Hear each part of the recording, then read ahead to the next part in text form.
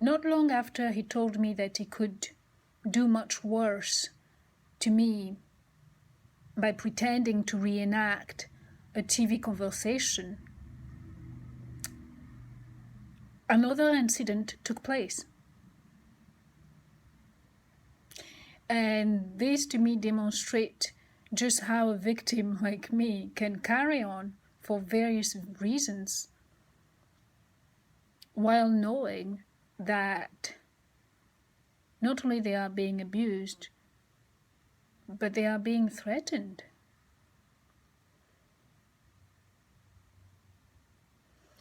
And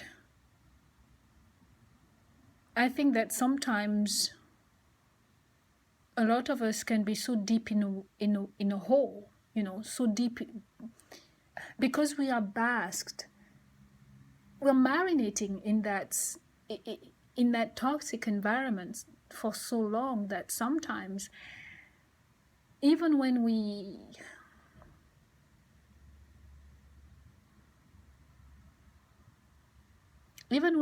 are actually delivered direct threats, we just find ways to carry on and to dismiss it, you know? I totally believe that. I'm not saying that it makes sense. I'm not saying that it happened, this is, you know, how everybody react. But from my point of view, from what I'm going through, this is how I can imagine, well, you know, like I said, this is exactly what's happening to me. I mean, it's obvious that he has been threatening me, and here I am still, you know, going back to that place. I am here. Yes, I escaped for a little bit, but I'm having to face that I have to go back home. Even though I now fully understand that that man is after me. He wants something that's not very good from me. He wants something not good to happen to me.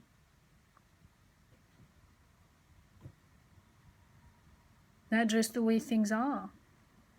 So sometimes things are just not one way or the other, and they can be extremely complex. And I surely see how he has been escalating his intimidation tactics, or maybe he's just gotten more desperate to get a stronger emotional reaction out of me, I don't know. But apparently, according to H.G. Tudor, fear is the top quality type of emotion. People like my wolf and people like H.G. Tudor actually prize. And that's a type of emotion that they work very hard to prep their victim, to groom their victim, basically, to eventually deliver to them one day. So for covert narcs, when they start milking or juicing their partner in such a way, it usually signals the end of the relationship. And it could also mean that they are either ready to replace the victim, or maybe they just sense that the victim is in a awakening process and they might escape. So basically what they do is that they increase the intensity of their crazy, they create even more chaos, and they even make sure that, you know, they get more aggressive, they scare the victim, just for the sole purpose of extracting that juicy negative emotion as much as possible before the grand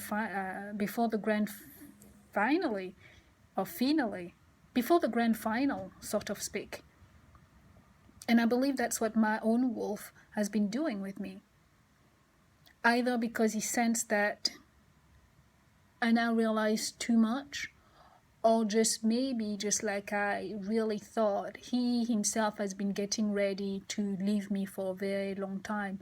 And again, this is something that we all gonna find out for sure, which one actually of those version is the reality. We'll find out soon enough. But I think that's the stage that he's at. So he's increasing everything. He has, or maybe he has just been manipulating me by trying to scare me so that I could actually leave, be so scared of him, and feel so hopeless and helpless that I might actually as well just not fight and just leave. I don't know. Anyway, let me tell you what he did. For those who are new to my story and channel, I just know that my wolf and I have slept in separate bedrooms on and off since our daughter was born. It was a mutual decision taken out of respect for each other at the time, with what I thought was respect and love and consideration for each other. That's what I thought. But anyway, so since having my children, I became, it made me become an early riser. But sometimes when the children were on school holidays and stuff like that, I would indulge and sleep a little bit longer. And this was the case the day that incident took place. My wolf came to my bedroom to kiss me goodbye before going to work, like he has always done.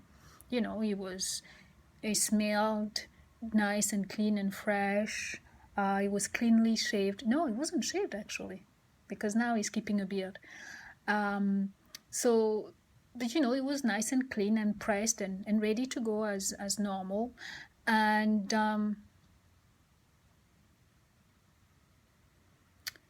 normally it's usually a quick peck on the lips and a few mumbled words of goodbye, have a good day, take care, or something like that. And normally he leaves after that. But this morning was very different. When he came into my room, I was still asleep, so he actually woke me up. His hands and mouth were soft on me as usual, which usually is quite a nice way to wake up. But this time, instead of just leaving after, his peck on my lips, the kiss persisted. And all I could think was, oh crap, I can do this just now. And I will explain to you why that was my initial thought. I will explain. But I'll just continue by saying that I was still feeling sleepy, and I thought that if I rolled over, he would just go away. And so I tried to roll over, gently, to just go, oh, I'm so tired. Oh, just let me roll over here to give him to signal him that, or to pretend that I was so into my sleep, he wasn't going to get whatever he was after. And that's exactly when his kiss became forceful. My wolf literally forced my mouth open and forcefully pushed his tongue inside my mouth. Sounds weird, right? Hey guys, my husband raped me with his tongue in my mouth. Sorry, that is just my comic relief. That's just what pops in my head when I think about this. Anyway, once that happened, that's when I became fully alert and I tried to push him away. And that's also when I realized that I couldn't move, because he had caged me with it, with his arms on either side of me, and part of his body was pressed sideways on my torso. Because obviously he wasn't completely he wasn't on the bed. He wasn't completely on the bed, I immediately froze in shock and surprise. I couldn't believe it. I was shocked. No, I wasn't shocked. I froze. But anyway, I'm going to have to pause the story here to provide you with more information as to why my first thought were, oh crap, I can do this right now.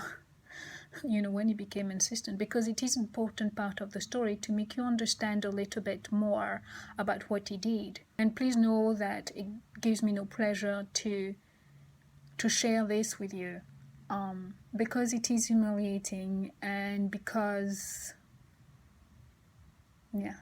but it's the only way I can make you fully grasp what he did. So first, let me start by revealing to you that I have a genetic blood disorder called sickle cell. It is referred to as a disease, but it harms no one except the carrier. The particularity of that disease is that the red blood cells are actually malformed. Instead of actually being circular, they actually have a rather, they look like kidney bean shaped. They're shaped like kidney beans. Now, because my father was not a carrier of that disease, so I only got half of that gene, which means I don't suffer chronically as those who have inherited from, the gene from both sets of parents. I also would like to explain that this genetic blood disorder is something that all the races in the world do actually have their own version of that genetic blood disorder, and the same symptoms and the complications that come with that disease vary a little bit, and also as you age. So with me, even though I've always been healthy, I still experienced some difficulties because of it. And as we all age as well, sometimes, getting sick is not a good idea, because it can actually, a simple disease can turn, into something that is much more than it should be, because of this pre-existing blood disorder, if you want. For me, for instance, my joints, they ache time to time, which most probably indicate that as I will grow older, I will most likely suffer from arthritis. My extremities are always cold, so I have to be very mindful of the type of food that I eat. And as I grow older as well, my sense of smell is just getting more sensitive, so much so that I just can no longer wear perfume myself, because I just can't breathe. And my whole family knows that. My children and my husband knows that. And guess what? My husband will go and keep on buying the children deodorants and perfume, knowing that I literally can't breathe. And if I went and confronted him with that, he just used to go and say, well, what do you want me to do? This is something they want and everything. And to me, that really proved just how much that, he was grooming the kids not to pay attention even to my health concerns. And talking to him about that, it'll be a case of, that's not true. I'm not telling the kids not to care about you, but somebody who cares for somebody else, and if they know that this person, that this situation will really truly indispose the other person, why would they keep on doing that? That was just really hurtful to me, and really made me suffer a lot, because I had to either get upset with the children a lot of the time, and to force them to stop using the product, Or eventually towards the end, as especially my daughter, as she's actually grown a lot stronger and more assertive, she'll just wear those perfume and perfume the entire house, and I have to literally wear something over my face to help me cope. And sometimes if she actually forgotten to put on the perfume and she knows she's coming into the car with me, then she'll go and slather her perfume on and then come into the car and then tell me that I'm wrong. She never put any perfume. I'm making this up. But anyway, to go back to the genetic blood disorder sickle cell thing, is that it actually ended up affecting me really, really terribly, and in a very surprising way when I was a teenager. Basically, out of nowhere, I developed a very, very unusual and very aggressive type of gingivitis when I was about 13. No, 14.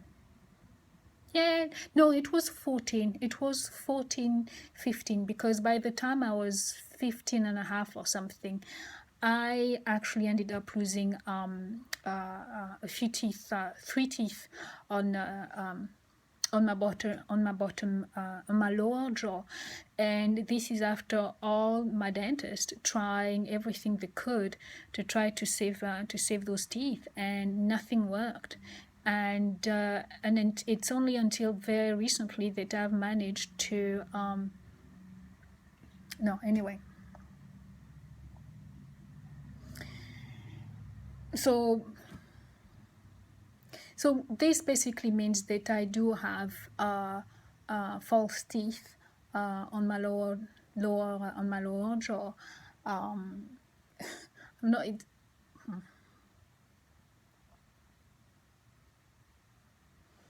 And later on, as you know, maybe about a decade ago or something like that, I learned that it was not a good thing to always be sleeping with your false teeth in, and you have to take them out, because otherwise it doesn't give enough it just weakens the gum tissue. That's when I stopped. Oh, this is so bad. That's when I stopped sleeping with my plate on. So you can imagine how relieved I was that my wolf and I had already been used to sleeping in separate bedrooms, when I learned that I had to start sleeping, spending nights without my false teeth in. Okay, I hope that little diversion explained to you why I actually tried to resist my wolf forceful kiss at first, and why I actually said, I thought, oh crap, I can do this right now. It was simply because I was embarrassed already, and even though I have never exposed myself to him without my plate, he knew that I no longer slept with them on. So I know for sure that he knew when he came and started demanding that kiss from me, that I will have difficulties with this. It goes without saying, and that is why I felt very, very surprised. And once more, it's because as well, this was a departure from anything he has ever done, or a behavior that he's never done this before. But then again, I have to back up a little bit when I actually say that he never had done this before. For those of you who watched my previous videos,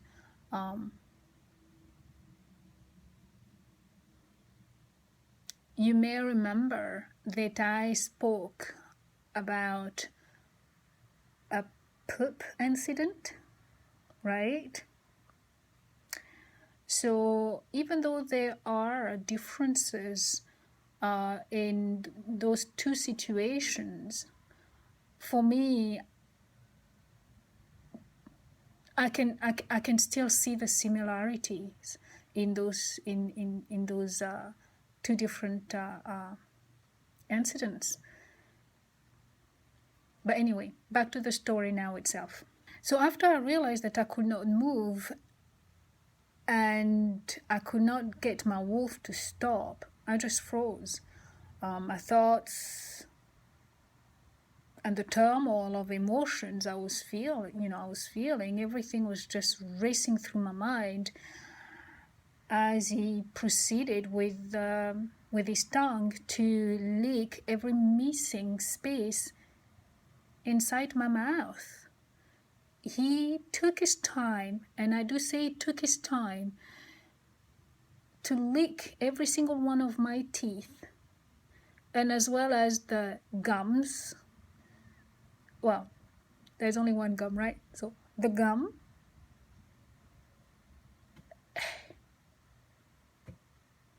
and when he was done, he just released me by pushing me back onto the mattress. And once again, without a word, he calmly stood up and nonchalantly left my bedroom. And I remained in my bed. I didn't move for a while. I was completely frozen in fear, in shock, in amazement, in confusion, in humiliation. Just every now and then just asking myself if what happened, what I just experienced, truly happened. No, I didn't cry. Instead what I did is that I just forced myself to go back to sleep, and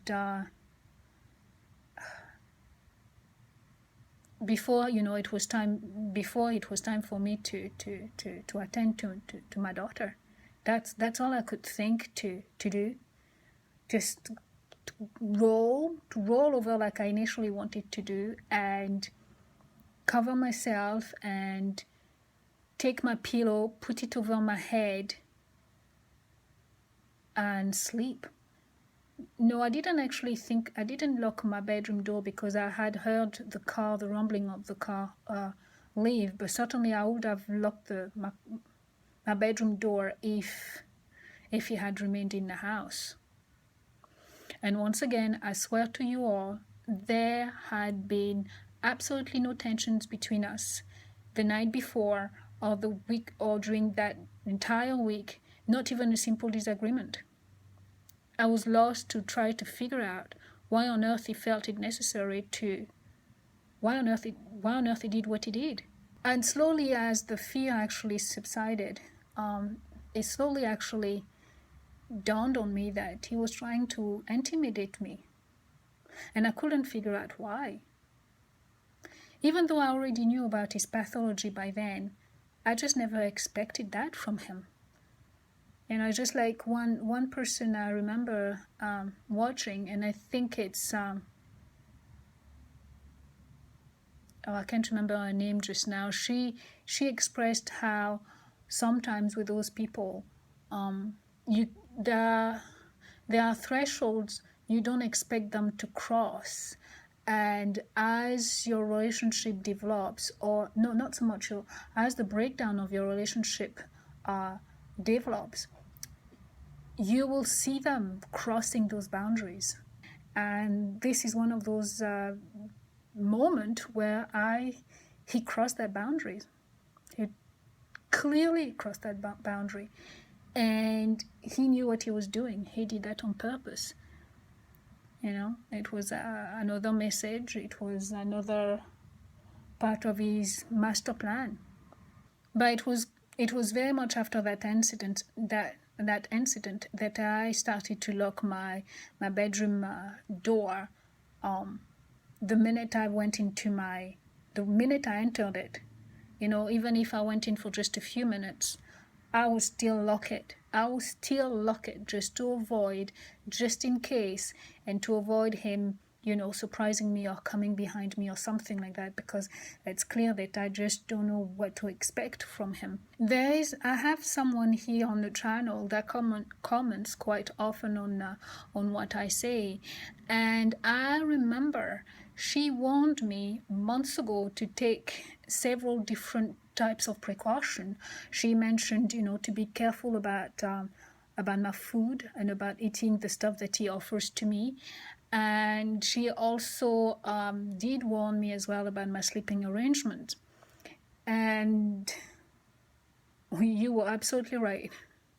If you hear me, you'll know who you are. You are so right.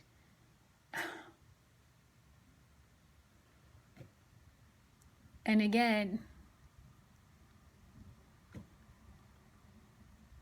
why did he feel the need to humiliate me in this manner?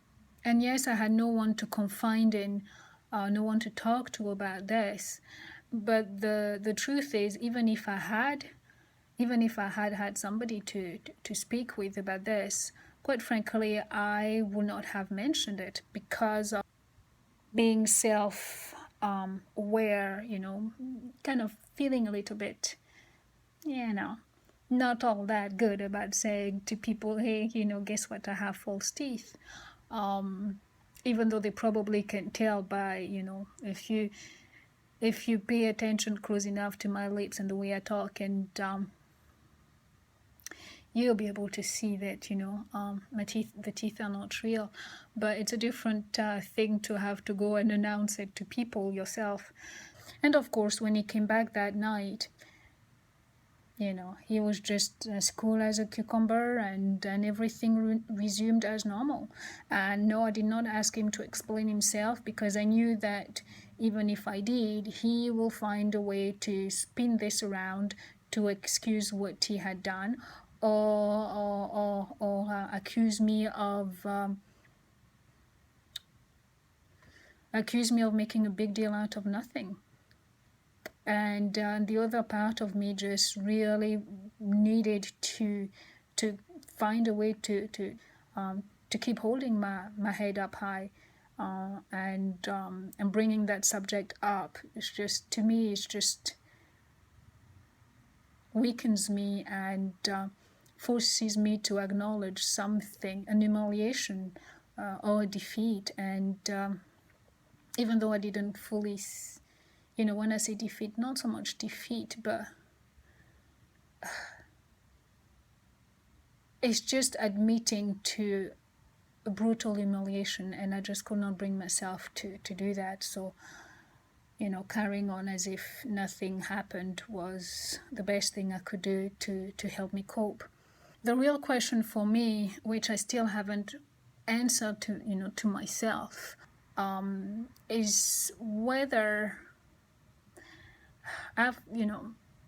whether I chose to feel humiliation more strongly than my feelings of fear.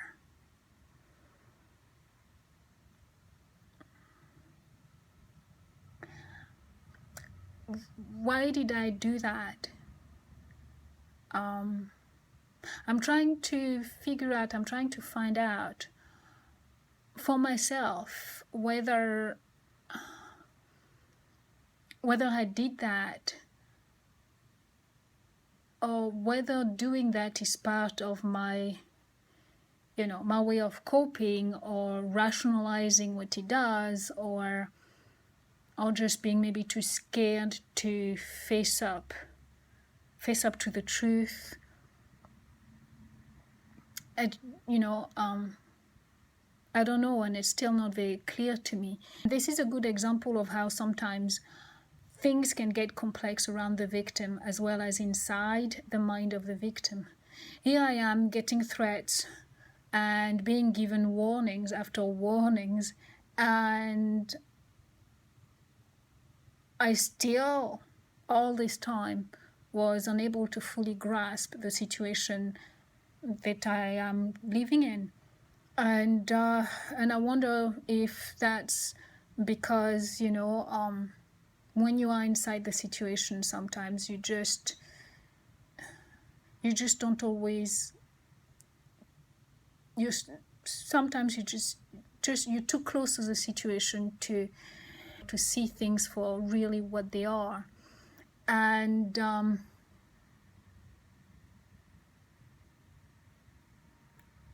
because even though I knew by then the kind of person that he is, we haven't properly cohabitated for many years by then, and even though the information was still fresh in my head, you know, I was using a lot of those. I was still busy using an awful lot of those information to explain some past behaviors,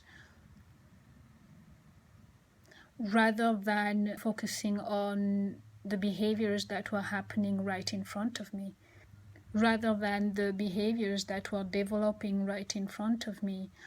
And besides that, he had already started exploding a lot of mini crises around me, which helped a lot as well in making me lose focus and not prioritize, and as well as not, you know, just it's the usual thing that they do. They create so many crises, so many things to deal with, that becomes a distraction to what's really going on. And which means that sometimes, you know, just like I'm trying to explain here, sometimes you may know something, but you just don't have the emotional space, or you just don't have that space to take a step back and take a look at what's happening, because you're bombarded with a barrage of different things to deal with. You know, it just gets very, very difficult. And this is one of the things that I think as well, that having this channel has helped me a lot, by forcing me really to organize my mind, to try to find a way. It forced me to find a way to organize my mind, or my thoughts, in such a way that I can try to express myself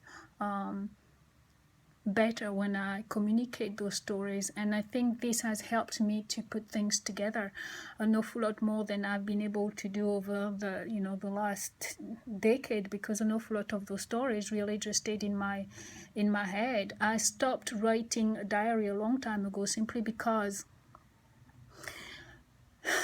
over a long period of time, you know, I realized after a while that I was complaining about the same things. I was talking about the same things, and I stopped. You know, it was breaking my heart to see myself writing over and over the same thing, and things were not changing. I can certainly see how, despite knowing that things are definitely wrong, victims might not grasp the full danger they are in until it's almost too late. And that's after something, and that's usually when you hear, you know, after something terrible has happened, you hear people who say, you know, you could see it coming, or you hear other people going and saying, I told her, you know, we kept telling her to get out, and she never listened. This can easily be my case.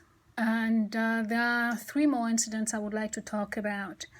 But those stories take a while to tell on camera, so I figure I might as well share them with you while I'm still here in this hotel, because, you know, before I actually go back home, because with my daughter being around in the house, I will constantly worry that she might hear me, and at least here while I'm here, I don't have to worry about regulating my voice for fear of being discovered or being overheard or something like that. So see you soon. Oh.